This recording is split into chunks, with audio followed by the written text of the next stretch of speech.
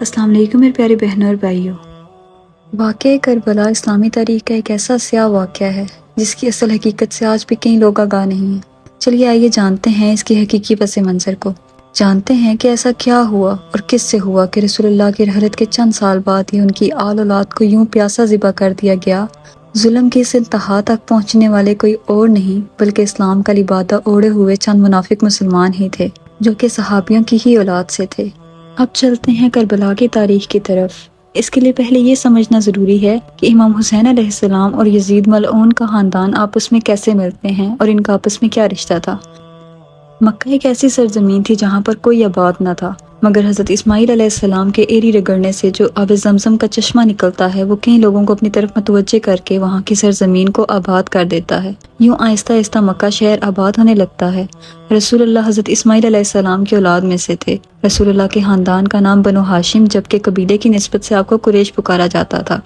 قریش کئی بڑے قبیلوں پر مشتمل ایک طاقتور قبیلہ تھا جس کے سردار آپس میں باہمی مشوروں سے فیصلے کیا کرتے تھے۔ ان قبیلوں میں ہمیشہ ایک دوسرے پر سبقت لینے اور ایک دوسرے سے آگے نکلنے یا جیتنے کی ضد لگی رہتی تھی جو کہ ایک اچھی حد تک موجود تھی۔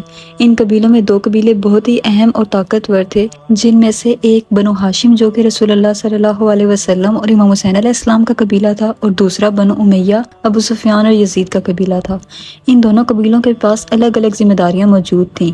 خانہ کعبہ کا متولی بنو ہاشم کو بنایا گیا تھا جبکہ فوج کی سپہ سالاری اور ذمہ داری بنو امیہ کے قبیلے کے پاس تھی۔ یعنی کہ دنیاوی طاقت کے لحاظ سے بنو امیہ جبکہ دینی طاقت کے لحاظ سے بنو ہاشم کا رتبہ عربوں میں بہت زیادہ تھا، مگر ان دونوں قبیلوں کا تعلق حضرت اسماعیل علیہ السلام کی نسل سے تھا کیونکہ ان دونوں قبیلوں کا تعلق پانچویں نسل سے جا کر عبد مناف سے جا کر ملتا ہے۔ عبد مناف کے بہت سے بیٹے تھے مگر دو بیٹے تاریخ میں اپنی نسل سے بہت مشہور ہوئے۔ ایک بیٹے کا نام ہاشم جبکہ دوسرے کا نام عبد الشمس تھا۔ ان دونوں قبیلوں کے درمیان ہمیشہ اچھی چیزوں کو لے کر مقابلہ لگا رہتا اور یہ ایک دوسرے پر سبقت حاصل کرنے کی کوشش کرتے رہتے، مگر یہ حسد اور منفی مقابلے کی شکل اس وقت اختیار کر گیا جب اللہ نے قبیلہ بنو ہاشم کو نبوت سے نوازا اور اس میں رسول اللہ صلی اللہ علیہ وسلم پیدا ہوئے۔ ہاشم سے ان کے بیٹے عبد المطلب پیدا ہوئے جو کہ رسول اللہ کے دادا تھے۔ ان کے کئی بیٹے تھے جن میں سے سب سے مشہور حضرت عبداللہ تھے جو کہ رسول اللہ صلی اللہ علیہ وسلم کے والد تھے، اور چچا عباس، چچا ابو طالب اور چچا حمزہ مشہور ہوئے۔ حضرت عبداللہ سے آپ صلی اللہ علیہ وسلم کی ولادت ہوئی اور آپ کے چچا ابو طالب کے تین بیٹے عقیل، جعفر اور طالب تھے۔ حضرت طالب سے امام علیہ السلام کی ولادت ہوئی، پھر رسول اللہ صلی اللہ علیہ وسلم کی بیٹی اور جنت کی عورتوں کے سردار حضرت فاطمہ سلام اللہ علیہا سے امام علیہ السلام کا نکاح ہوا جن سے حضرت امام حسن علیہ السلام، امام حسین علیہ السلام اور بی بی زینب علیہ السلام پیدا ہوئے۔ امام علیہ السلام نے بی بی فاطمہ سلام اللہ علیہا کی شہادت کے بعد کئی شادیاں کی جن میں سے دو بیٹے بہت مشہور ہوئے، ایک عباس اور ایک محمد بن حنفیہ۔ اب چلتے ہیں بنو امیہ خاندان کی طرف۔ عبد الشمس کے دو بیٹے تھے، امیہ اور ربیہ۔ ربیہ کے بیٹے تھے ابو حذیفہ اور ولید، اور بیٹی کا نام تھا ہندہ۔ یہ وہی ہندہ ہے جو ابو سفیان کی بیوی تھی اور جس نے جنگ احد میں ایک حبشی غلام سے کہہ کر حضرت حمزہ علیہ السلام کا قتل کروایا، ان کی لاش کی بے حرمتی کی اور کلیجہ چبایا، کیونکہ جنگ بدر میں حضرت حمزہ علیہ السلام نے اس کے باپ عتبہ، چچا شیبہ اور بھائی ولید کو مار کر جہنم واصل کیا تھا۔ امیہ کے دو بیٹے تھے، ضرب اور ابو الاس۔ قریش کی سپہ سالاری ان کے پاس موجود تھی۔ ابو الاس کے دو بیٹے تھے، حکم اور عفان۔ عفان کے بیٹے تھے عثمان جو کہ مسلمانوں کے تیسرے خلیفہ بھی تھے۔ حکم کا بیٹا تھا مروان جس کے آگے سے تین بیٹے تھے، عبدالعزیز، عبد الملک اور محمد۔ مروان سے حکومت عبد الملک اور پھر سلمان کے پاس ہوئی، اور سلمان نے آگے سے حکومت اپنے کزن عمر بن عبدالعزیز کے حوالے کر دی۔ اب چلتے ہیں ضرب کی طرف جس کا بیٹا تھا ابو سفیان۔ جی یہ وہی ابو سفیان ہے جو معاویہ کا باپ، ہندہ کا شوہر اور یزید کا دادا تھا۔ یہ ایک خدائی اختیار تھا کہ وہ جس خاندان میں چاہے رسول بیچ کر اس کی شان بڑھا دے، اور بس اس بات کا حسد بنو امیہ میں زور پکڑ گیا اور ان کی نسلوں تک چلتا رہا۔ فتح مکہ تک رسول اللہ نے جتنی بھی جنگیں کی وہ بنو امیہ خاندان سے ہی تھی جو کہ مکہ میں آباد تھا، اور فتح مکہ کے موقع پر یہ لوگ منافق بن کر اسلام قبول کرتے ہیں اور اسلام کا لبادہ اوڑھ کر اس کی جڑیں کاٹنے میں مصروف ہو جاتے ہیں۔ اب اسلامی تاریخ کو تھوڑا آگے بڑھاتے ہیں اور چلتے ہیں خلیفہ سوم حضرت عثمان کے دور خلافت میں۔ جانتے ہیں کہ ان سے ایسی کون سی غلطیاں ہوئیں جس کی وجہ سے ہنگامی حالات پیدا ہوئے اور حضرت عثمان کو قتل کر دیا گیا، اور ایسے حالات میں امام علی علیہ السلام کو خلیفہ بنا دیا گیا، اور ایسا کیا ہوا کہ امام علی علیہ السلام کو مجبوراً جنگ جمل، صفین اور نہروان لڑنا پڑی۔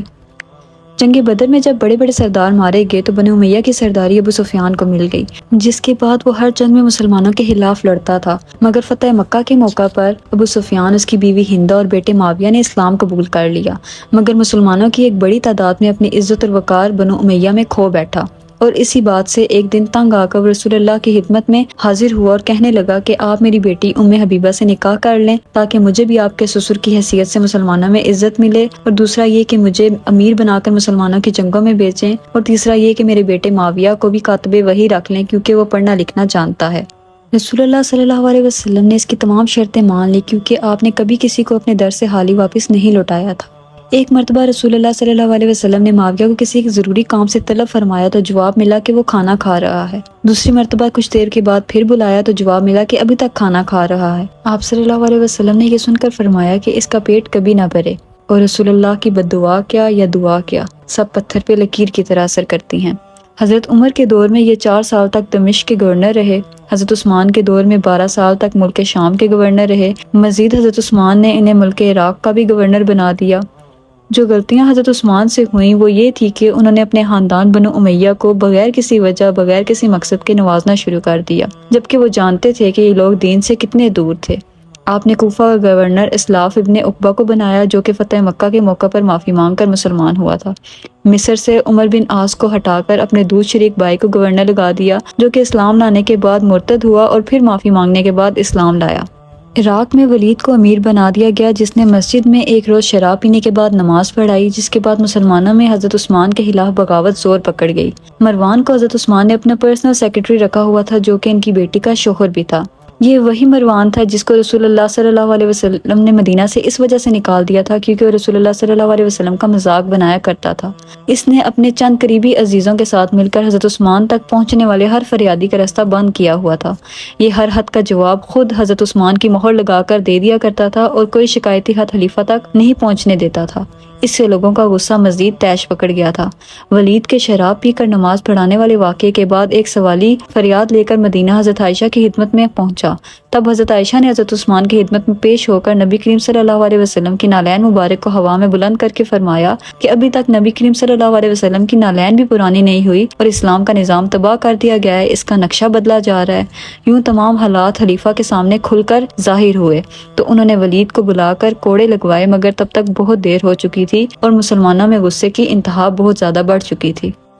بنو امیہ کی ان حرکتوں کی وجہ سے کئی ہزار لوگ خلیفہ سوم کے گھر کے گرد جمع ہو کر دھرنا دینے لگے۔ امام علیہ السلام بھی حضرت عثمان کی اس پالیسی سے سخت ناراض رہتے اور انہیں سمجھاتے تھے، مگر آپ نے پھر خاموشی اختیار کر لی۔ مگر اس دھرنے کے موقع پر حضرت علی علیہ السلام نے اپنے بیٹے حسن اور حسین کو ان کی حفاظت پر لگا دیا، مگر اس شور شرابے میں حضرت عثمان کی موت ہو جاتی ہے اور ایسے ہنگامی حالات میں لوگ حضرت امام علی علیہ السلام کی طرف متوجہ ہوتے ہیں کہ وہ خلیفہ بنے، مگر مولا علی علیہ السلام اس بات کے خلاف تھے کیونکہ دو خاندانوں کی دشمنی کو ہوا دے کر حالات خراب کر کے ان کے حوالے کیے جا رہے تھے، جس کو صحیح کرنا انتہائی مشکل کام تھا، مگر آپ اپنے رسول کی امت کو ایسے مشکل حالات میں اکیلا بھی نہیں چھوڑ سکتے تھے، تو آپ نے خلافت قبول کی اور گورنر بنتے ہی آپ نے بنو امیہ کے تمام گورنرز کو ان کے عہدوں سے معزول کیا۔ جب یہ بات معاویہ تک پہنچی تو اس نے اپنا عہدہ چھوڑنے سے انکار کر دیا اور کہا کہ جب تک آپ عثمان کے قتل کا بدلہ نہیں لے لیتے وہ اپنا عہدہ نہیں چھوڑے گا۔ مولا علی علیہ السلام نے جواب دیا کہ پہلے حکومت کو مضبوط ہو لینے دو، لوگوں کو تقسیم سے نکل کر ایک ہونے دو اور حکومت کو اپنا اعتماد بحال کر لینے دو، میں وعدہ کرتا ہوں کہ ایک ایک کی شناخت کر کے اس کو سزا دوں گا۔ مگر معاویہ نے انکار کر دیا اور الٹا دھمکی آمیز خط امام کی خدمت میں پہنچایا کہ اگر آپ یہ بات نہیں مانیں گے تو اس کے پیچھے 50,000 کا شامی لشکر کھڑا ہے۔ مولا علی علیہ السلام نے جواب دیا کہ میرے پاس امت مسلمہ ہے، اللہ کا قرآن ہے اور نبی کی سنت ہے۔ امام علیہ السلام لشکر لے کر شام کی جانب نکلتے ہیں اور اسی دوران طلحہ اور زبیر مکہ سے مدینہ حضرت عائشہ کی خدمت میں حاضر ہوتے ہیں اور کہتے ہیں کہ آپ ہمارے ساتھ بصرہ چلیں، ہم وہاں معاویہ کے لشکر کے ساتھ مل کر حضرت علی کو پریشرائز کریں گے اور ان سے کہیں گے کہ آپ عثمان کے قتل کا بدلہ لیں۔ حضرت عائشہ ان کے ساتھ روانہ ہوتی ہیں اور رستے میں یہ ایک حوض کے مقام پر قیام کرتے ہیں۔ وہاں جب حضرت عائشہ کو کتوں کے بھونکنے کی آواز آتی ہے تو آپ اس جگہ کے بارے میں دریافت کرتی ہیں تو جواب ملتا ہے کہ حوض۔ تب آپ کو رسول اللہ صلی اللہ علیہ وسلم کی ایک حدیث یاد آتی ہے کہ کیا ہوگا میری اس بیوی کا جس پر حوض کے کتے بھونکیں گے۔ آپ اسی وقت واپسی کا کہتی ہیں، مگر طلحہ اور زبیر آپ کو کہنے لگتے ہیں کہ ہم تو علی اور معاویہ کے درمیان صلح کی غرض سے جا رہے ہیں، آپ کیوں پریشان ہوتی ہیں؟ تو آپ خاموش ہو گئیں۔ مولا علی کے خطبات سے لوگ صلح کی طرف راغب ہونے لگے، مگر مروان نے شرارت کی اور رات کے اندھیرے میں دونوں مسلمانوں کے لشکر کو آپس میں لڑوا دیا، جس میں 10,000 کے قریب افراد دونوں جانب سے مارے گئے۔ مولا علی علیہ السلام جنگ جیت گئے اور عزت کے ساتھ حضرت عائشہ کو مدینہ روانہ کیا۔ یہ جنگ ہونے اور امت مسلمہ کا قتل ہونے پر مولا علی علیہ السلام بہت روئے اور مال غنیمت بھی اکٹھا کرنے سے منع فرمایا۔ حضرت عائشہ اپنی اس غلطی پر ہمیشہ روتی رہتی اور یہ کہتی کہ مجھ سے ایک بہت بڑی بدعت ہوئی ہے۔ جمل میں ہلاک ہونے والے کوفہ اور عراق کے لوگ تھے جو مولا علی علیہ السلام کو قصوروار ٹھہرا رہے تھے اور گالی گلوچ کر رہے تھے، مگر مولا علی علیہ السلام نے صبر کیا اور اپنے لوگوں سے صبر کرنے کا کہا کہ ان کے دل دکھے ہوئے ہیں۔ اس کے بعد امام کا لشکر عراق اور شام کے درمیان صفین کے مقام پر پہنچ کر پڑاؤ لگاتا ہے اور یہاں جنگ صفین ہوئی۔ امام یہ جنگ تقریباً جیت ہی چکے تھے کہ عمر بن عاص اپنے ہیلے اور چلاکی سے معاویہ کو مشورہ دیتا ہے کہ اپنے لوگوں سے کہو قرآن کو نیزوں پر بلند کر دیں کہ اب یہ قرآن ہی ہمارے درمیان فیصلہ کرے گا۔ یہ منظر دیکھ کر امام کے اپنے لشکر کے افراد دو حصوں میں بٹ گئے کہ ہم قرآن سے جنگ نہیں کر سکتے۔ امام نے انہیں بہت سمجھایا کہ یہ شیطان کا فریب ہے، مگر لوگوں کی کم عقلی لشکر پہ بھاری پڑ گئی اور بہت سے جاہل لوگوں نے امام پر حملہ کیا اور انہیں دھمکیوں کے ذریعے جنگ روکنے پر مجبور کر دیا۔ امام رنجیدہ خاطر ہوئے اور فرمایا، اے لوگو، اگر میرے کہنے پر جنگ کرتے تو یہ جنگ تمہیں خستہ نہ کرتی۔ جنگ صفین کے دوران حضرت عمار یاسر کی شہادت ہوتی ہے، جس سے ایک حدیث عمار یاد آتی ہے۔ ایک روز مسجد نبوی کی تعمیر کے دوران حضرت عمار 2 اینٹیں اٹھا کر لا رہے تھے اور جوش و جذبے سے اس کی تعمیر میں حصہ لے رہے تھے۔ تب رسول اللہ نے انہیں دیکھ کر فرمایا کہ اے سمیہ کے بیٹے، کیا ہوگا جب تمہیں ایک باغی جماعت قتل کرے گی؟ تم اسے اللہ کے رستے کی طرف اور جنت کی طرف بلاؤ گے، مگر وہ تمہیں جہنم کی طرف بلائے گی۔ جنگ صفین میں حضرت عمار کی شہادت ہوتی ہے اور یہ بات ثابت ہوتی ہے کہ معاویہ اور اس کی جماعت حق پر نہیں تھے اور ان کے خلاف مولا علی علیہ السلام کی جنگ بالکل جائز تھی۔ مولا علی صفین سے واپس لوٹ آتے ہیں اور پھر جنگ کی تیاری شروع کرتے ہیں، مگر تب تک وہاں ایک اور فتنہ جنم لے چکا تھا۔ کئی ہزار لوگ اس سوچ کے ساتھ اٹھ کھڑے ہوئے تھے کہ حکومت تو صرف اللہ کی ہے، علی اور معاویہ دونوں مرتد ہیں، دونوں کا قتل واجب ہے۔ مولا علی کو ان سے پھر جنگ کرنا پڑی تاکہ یہ فتنہ آگے نہ بڑھے۔ اس جنگ کو نہروان کہتے ہیں۔ اس پوائنٹ تک حکومت 2 حصوں میں تقسیم ہو چکی تھی، ایک عرب کی حکومت جو کہ امام علی علیہ السلام کے پاس تھی، جبکہ دوسری شام اور عراق کی حکومت جو کہ معاویہ اور عمر بن عاص کے پاس تھی۔ یہاں مولا علی علیہ السلام حق پر تھے، کیونکہ جب حجاز مقدس جہاں سے حکومت کی بنیاد رکھی جاتی ہے، ان لوگوں نے مولا علی علیہ السلام کی بیعت کر لی تھی اور ان کو متفقہ طور پر خلیفہ بنا دیا تھا، تو ہر کسی پر ان کی اطاعت کرنا واجب تھی۔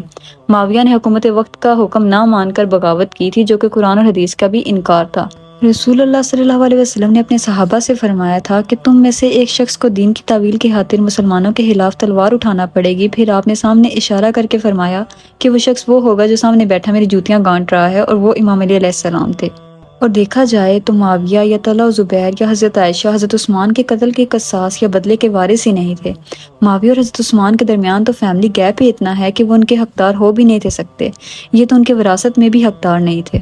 اور قصاص کے بھی اپنے قاعدے اور قانون ہوتے ہیں، اس طرح قانون کو اپنے ہاتھ میں لے کر کس طرح کا بدلہ لینا تھا۔ مولا علی علیہ السلام وہ مظلوم ہستی ہیں جنہوں نے رسول اللہ صلی اللہ علیہ وسلم کے شانہ بشانہ جنگیں لڑیں کہ دین کا پرچم سربلند ہو، اور بڑھاپے میں اسلام کا شیرازہ بکھرتے دیکھ رہے تھے، مسلمانوں کو آپس میں لڑتے دیکھ رہے تھے، دین میں نئی بدعتیں آتی دیکھ رہے تھے۔ جن کی تلوار سے دین بنا تھا، اب ان کو اپنی ہی تلوار سے دین کو مسلمانوں سے ہی بچانا پڑ رہا تھا۔ آپ اپنی زندگی کی آخری جنگوں میں اپنی مخالف سمت سے لڑتے ہوئے مسلمان جو مارے گئے، ان کی لاشوں پر بیٹھ کر بھی بہت رویا کرتے تھے۔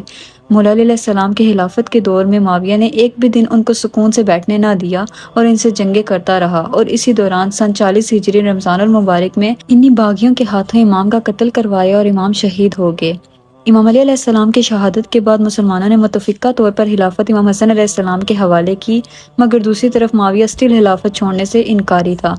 امام حسن علیہ السلام مدینہ سے ایک لشکر لے کر نکلے۔ جب معاویہ کو پتہ چلا تو عمر عاص سے مشورہ کر کے صلح کا پیغام بھجوایا اور کہا کہ ہم آپ کی ہر بات مانیں گے، بس آپ خلافت کا دعویٰ چھوڑ دیں، مجھے خلیفہ بن کر عثمان کے قتل کا بدلہ لینے دیں، پھر آپ جیسے چاہے فیصلہ کریں۔ امام حسن علیہ السلام نے مسلمانوں کا مفاد دیکھ کر یہ بات مان لی، مگر اس کے لیے چند شرائط رکھی۔ ان میں سب سے خاص شرائط یہ تھی کہ وہ اہل بیت کے حق میں نرمی سے پیش آئے گا، دوسرا یہ کہ وہ مولا علی علیہ السلام کو اپنے خطبات میں گالی گلوچ دینا بند کروا دے گا، اور تیسرا یہ کہ وہ اپنے بعد کسی کو اپنی اولاد میں سے خلیفہ نہیں بنائے گا۔ معاویہ نے یہ تمام شرطیں مان لی اور خلافت کی کرسی پر بیٹھ گیا۔ اس نے پورے 20 سال تک حکومت کی اور اس عہد کو کچھ اس طرح سے توڑا کہ اپنی زندگی میں یزید کو خلیفہ نامزد کیا اور تلوار کے زور پر اس کے لیے بیعت لینے لگ گیا۔ اس نے خلافت کے نظام کو بادشاہت کے نظام میں بدل دیا۔ مسجدوں اور ممبروں پر امام علیہ السلام کو ایک دفعہ پھر سے باغی کہلوانے لگ گیا، ان پہ لعن طعن کروانے لگ گیا، حتیٰ کہ اس نے جمعے کے خطبے میں بھی یہ چیز شامل کروا دی، اور یوں یزید تلوار کے زور پر خلیفہ بن گیا۔ اسی دوران معاویہ نے امام حسن علیہ السلام کو بنو امیہ کے ذریعے زہر دے کر شہید کروا دیا۔ جب معاویہ نے تلوار کے زور پر یزید کے لیے بیعت لی تو حجاز مقدس سے بڑے بڑے صحابہ نے انکار کیا اور امام حسن علیہ السلام کے معاہدے کی وجہ سے خاموش رہے، مگر معاویہ کی موت کے بعد سب نے اس کی بیعت شکنی کی اور کہا کہ اب بہت ہوا۔ بنو امیہ نے مسلمانوں کے ساتھ وہ ظلم کیے جو ایک کافر بھی نہیں کر سکتا تھا۔ اصل میں قرآن میں منافق ان جیسوں کو ہی کہا گیا ہے۔ انہوں نے نماز کا طریقہ بدل دیا، حج میں لبیک اللہم لبیک کہنا بند کروا دیا، جمعے کی نماز دوپہر کو شروع کر کے شام کو ختم کرواتے اور ان کے مخالف آنے والے ہر شخص کی فوراً سے گردن اڑوا دیتے۔ ان لوگوں کو اسلام، دینداری، اچھائی اور بنو ہاشم سے اتنی چڑ تھی اور حسد تھا۔ معاویہ کی موت کے بعد سب اکٹھے ہو کر امام حسین علیہ السلام کے پاس فریاد لے کر آئے۔ اسی وجہ سے کوفہ سے کئی لوگوں نے امام حسین علیہ السلام کو ہزاروں کے حساب سے خط لکھے۔ اس بات کی سچائی کو جاننے کے لیے امام حسین علیہ السلام نے اپنے چچا زاد بھائی مسلم بن عقیل کو کوفہ بھیجا تاکہ وہ حالات کا جائزہ لیں۔ مسلم بن عقیل نے حالات کا جائزہ لینے کے بعد امام کو خط لکھا کہ کوفہ والے تمام جوش و جذبے کے ساتھ آپ کی قیادت میں یزید کے ساتھ جنگ کرنا چاہتے ہیں اور آپ کی بیعت کرنے کے لیے بےتاب ہیں، اس لیے آپ کوفہ تشریف لے آئیں۔ امام اپنے اہل خانہ کے ساتھ کوفہ کی جانب روانہ ہوتے ہیں۔ جب یزید کو یہ خبر ملتی ہے تو وہ عبید اللہ ابن زیاد کو کوفہ گورنر بناتا ہے اور اسے کہتا ہے کہ انہیں وہیں روک کر عبرتناک سزا دے۔ عبید اللہ ابن زیاد ابن سعد کو رے کی حکومت کا لالچ دے کر لشکر کے ساتھ کربلا روانہ کرتا ہے اور اسے کہتا ہے کہ حسین کو وہیں روک دو اور جیسے چاہے اس سے بیعت لو۔ ابن سعد کربلا پہنچ کر امام حسین کا آگے جانے والا حتیٰ کہ مدینہ واپس جانے والا راستہ بھی بند کر دیتا ہے۔ امام حسین علیہ السلام نے اس دور کی بدترین طاقت کے سامنے سر اٹھایا اور اپنا گھر بار اللہ کی راہ میں قربان کیا۔ اگر حسین علیہ السلام اس وقت یزید کی بیعت کر لیتے تو اس کے بعد جس کا جی چاہتا تلوار کے زور پر حکومت بناتا اور دین میں من چاہی تبدیلیاں کرتا اور بدعتیں لاتا۔ امام حسین علیہ السلام نے باطل کے سامنے سر جھکانے سے انکار کیا اور اسی کے بعد ظلم اور بربریت کے پہاڑ آل محمد پر توڑے گئے۔ کوفہ کے لوگوں نے موت کے خوف سے خاموشی اختیار کر لی اور کوئی امام کی مدد کو نہ پہنچا۔ یزید نے اس بے دردی سے قتل و غارت کر کے اپنی اور اپنے خاندان کی اصلیت بتائی کہ یہ اصل میں دین کے لباس میں منافق ہے۔ اس نے آل محمد کو پیاسا رکھا، ان کے سر کاٹ کر نیزوں پہ لٹکائے، ان کی لاشوں کی بے حرمتی کی اور ان پر گھوڑے دوڑائے، ان کی عورتوں کو ننگے سر بازاروں میں گھمایا۔ یہ سب سننے کے بعد تو مدینے والے اپنے آپے میں نہ رہے اور بیعت کو توڑ دیا۔ یزید نے یہ سب دیکھنے کے بعد اپنی 12,000 کی فوج کا مدینہ بھیجا اور واقعہ ہرا رونما ہوا۔ اس واقعے میں کچھ یوں ہوا کہ 3 دن تک یزید کی فوج کے لیے مسلمانوں کی مال، جائیداد اور عزت لوٹنا جائز قرار دیا گیا، جس کے بعد 1000 صحابہ کی بیٹیاں بنا شادی کے حاملہ ہو گئیں، مسجد نبوی میں گھوڑے باندھے گئے، اور یہ کام صرف یہیں تک نہیں رکا بلکہ اس کے بعد عبداللہ بن زبیر کی حکومت گرانے کے لیے اس ملعون نے خانہ کعبہ پر آگ اور پتھر بھی پھینکوائے۔ اصل میں خلافت کو پٹری سے اتارنے والا معاویہ تھا، جس کی وجہ سے بات اس حد تک پہنچی۔